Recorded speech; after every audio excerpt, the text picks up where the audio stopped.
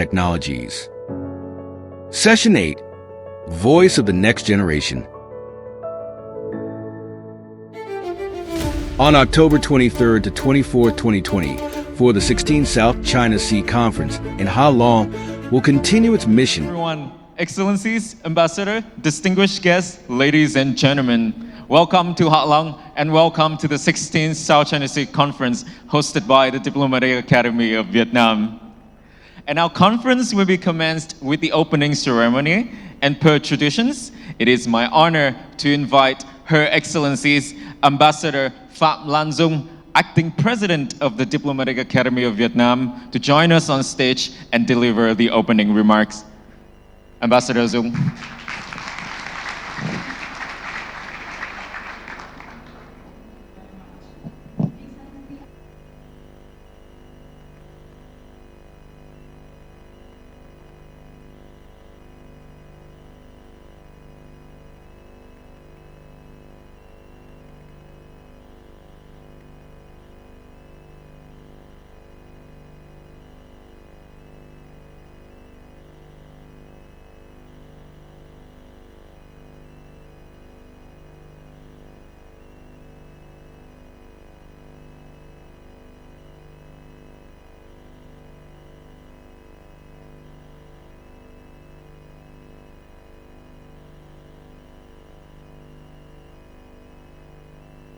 And gentlemen, it is my great pleasure to welcome you all to the 16th South China Sea International Conference here in Halong, a city whose very name, Halong, means landing dragons.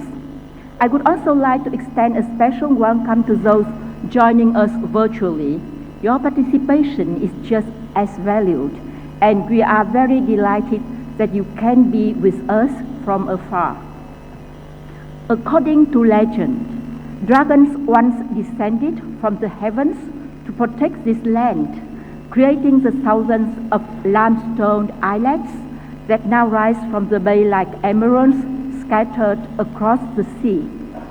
It is no wonder Halong Bay has earned a place on the UNESCO World Heritage List, a reminder of nature's quiet grandeur and resilience. Known for its stunning landscapes, Halong has faced its fair share of storms, most recently the Yagi super typhoons that left their mark on the region. Yet the land and its people stand strong, and it is a fitting reminder that resilience is at the heart of what we are doing here today. Much like the dragons of Halong, we too are here to protect something precious, the peace, stability, and shared prosperity of the East Sea, often referred to as the South China Sea internationally. And just as these majestic islands have withstood the test of time, we are gathered here in a spirit of determination, committed to finding lasting solutions.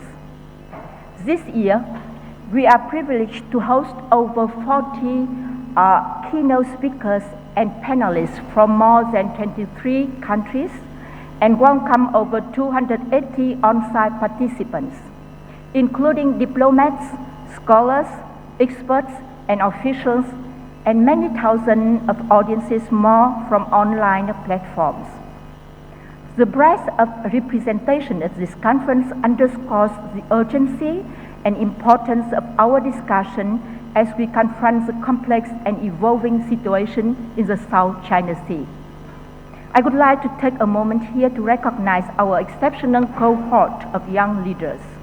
Their insights will be highlighted during the first session, which is called Young Leaders, and which will take place during the first day of our conference.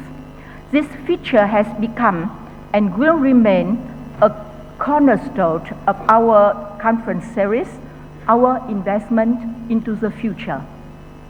But let's be honest, after years of discussing the same issues, like the waves of Halong Bay, the challenges keep coming.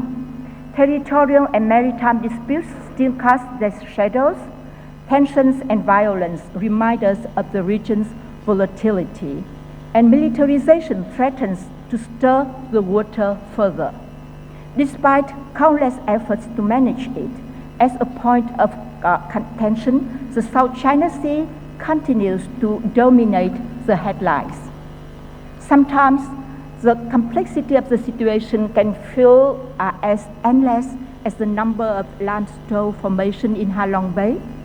The disputes and tensions in the region haven't magically disappeared, and perhaps some of us are starting to feel a little bit conference fatigue. We might be wondering, are we really moving forward? Or we are simply rowing in circles, navigating the same water over and over again? But let me remind you, if diplomacy were easy, we'd all be out of a job. We all know that these issues are not going to be resolved overnight or even after 16 years of discussion.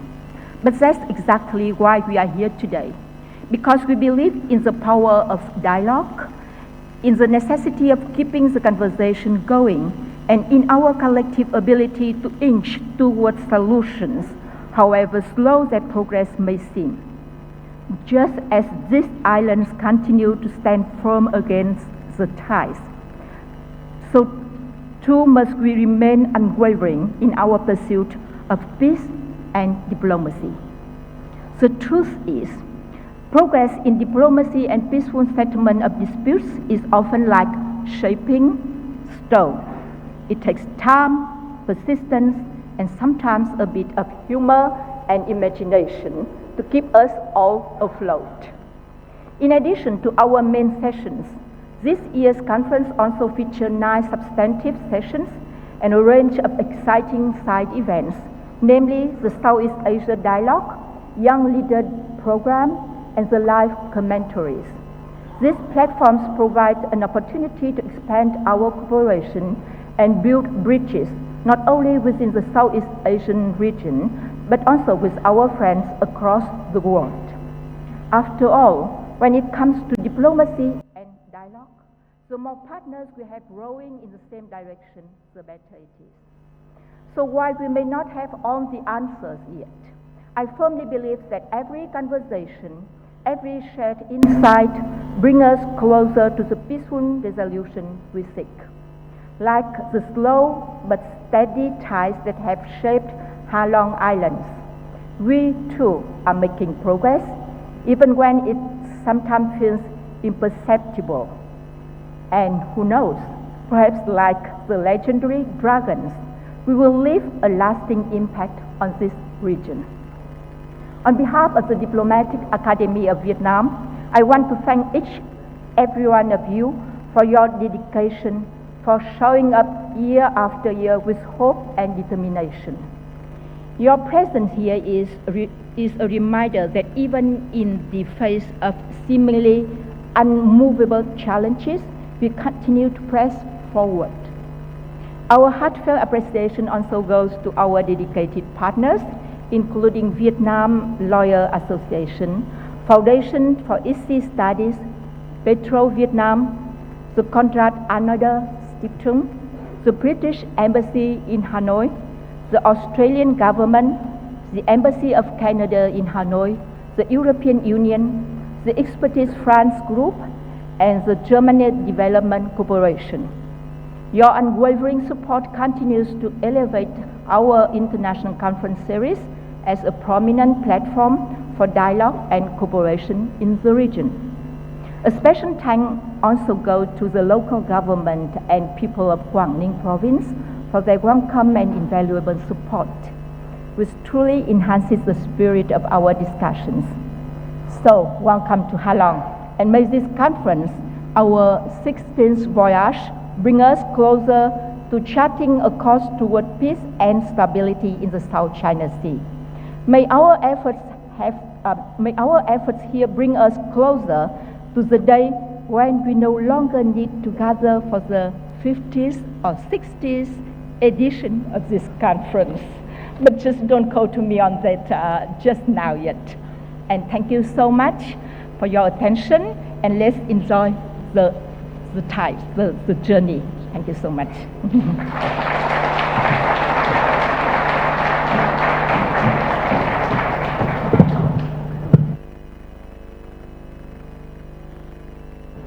Thank you, Ambassador, Her Excellencies Phạm Lan Dung. And now it is my honor to invite on stage His Excellencies Mr. Đỗ Hùng Việt, Deputy Minister of Foreign Affairs, to share his remark. The floor is yours.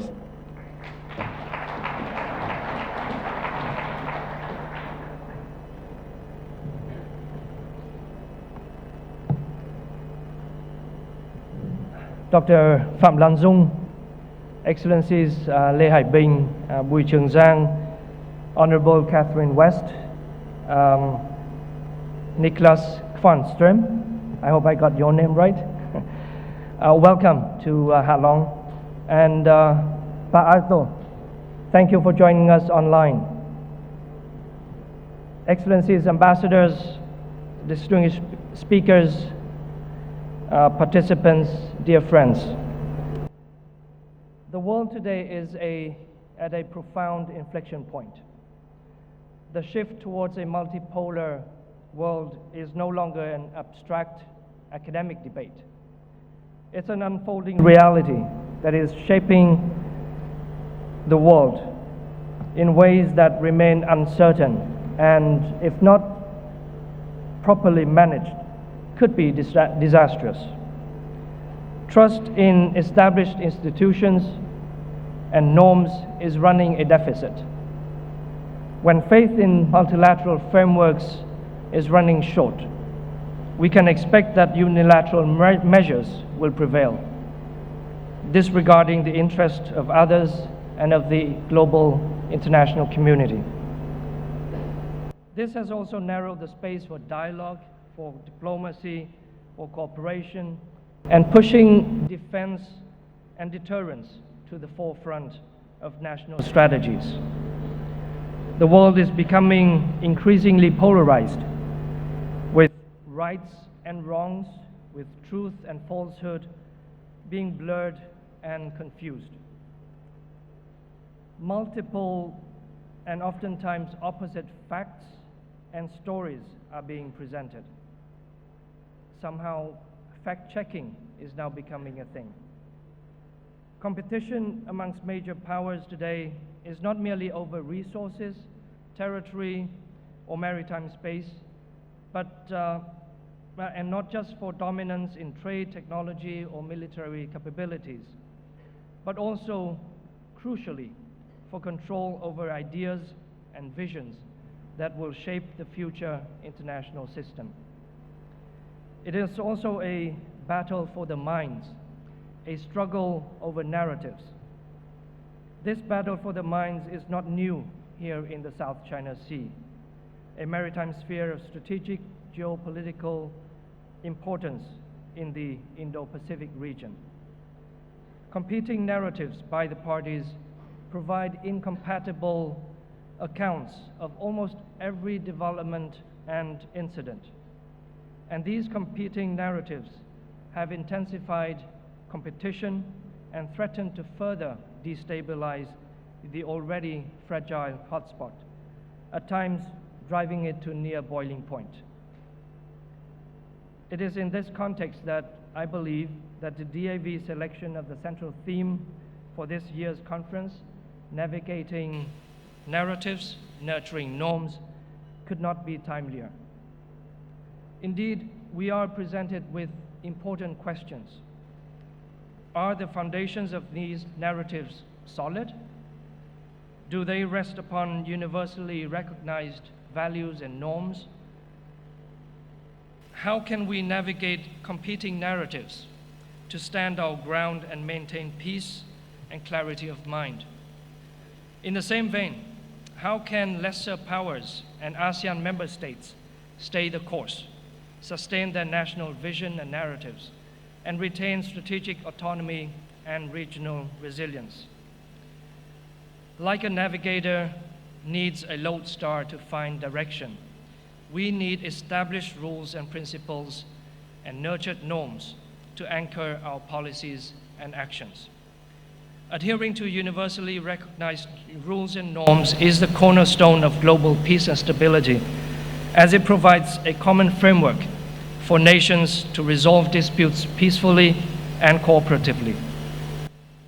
In this connection, I could not see any norm and principle that would be more relevant to the South China Sea than those enshrined in the UN Charter and the UN Convention on the Law of the Sea.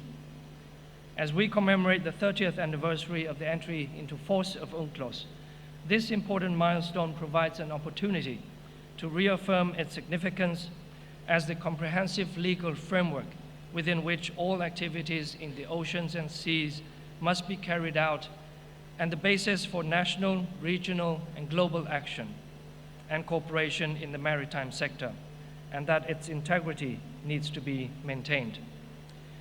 The development of UNCLOS implementing agreements over the past decades also underscore the enduring commitment of states to this convention. And I think the most recent and most notable example would be the 2022 EEZ delimitation agreement between Vietnam and Indonesia. And talking about UNCLOS, let me take the opportunity to also mention that as part of our commitment to UNCLOS, Vietnam is for the very first time introducing our candidate to the position of judge of the International Tribunal for the Law of the Sea. Associate Professor Nguyễn Thị Lan Anh, Director General of the South China Sea Institute of the DAV, is probably not unfamiliar to many of you here today. She is one of our leading experts in international law with extensive academic and practical experience, particularly on the law of the sea. We are very confident that if elected, she will be a perfect addition to ITLOS and will contribute effectively to its work and also demonstrate in action our strong commitment to UNCLOS and more broadly to the UN Charter and international law. Excellencies, ladies and gentlemen, the recent UN Summit of the Future was a strong demonstration of our common determination to confront the challenges to mankind through multilateral cooperation.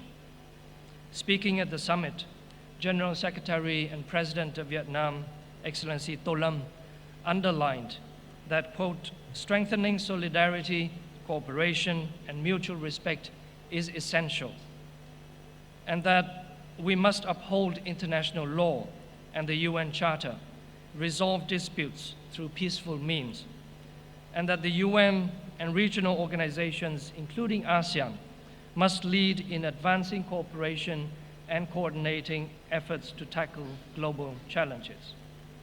His words best describe Vietnam's vision about our shared future as we set sail into a new era. And in that new era, we expect that the South China Sea will be a connector of the Indo and Pacific Oceans, a dynamic global hub for global growth and prosperity.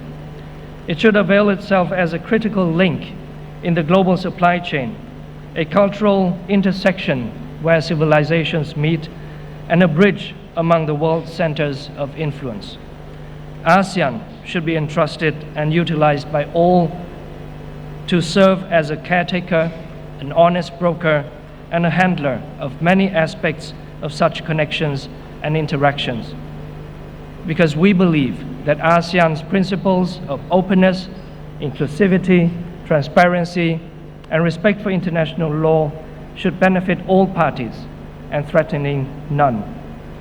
With that, it is my sincere hope that our discussions over the next 2 days will enrich our collective knowledge, will come up with fresh ideas, initiatives, and recommendations to jointly advance a narrative for the South China Sea that is defined by cooperation and connectivity rather than by competition and confrontation. And let me conclude with a few words of thanks. Thank you, Dr. Lan Dung and the DAV team for bringing us together for the 16th time and consistently each year ensuring the high standards of the DAV signature event and putting us up all to new challenging themes and questions and also making excellent arrangements for the conference. My special thanks go to the leaders and the people of the city of Hạ Long and the Quảng Ninh province for graciously hosting us today.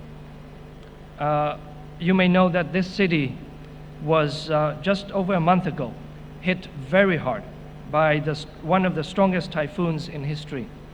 Despite the severe damages, the typhoon has failed to disrupt the city and its people and the city's determination to host our conference today.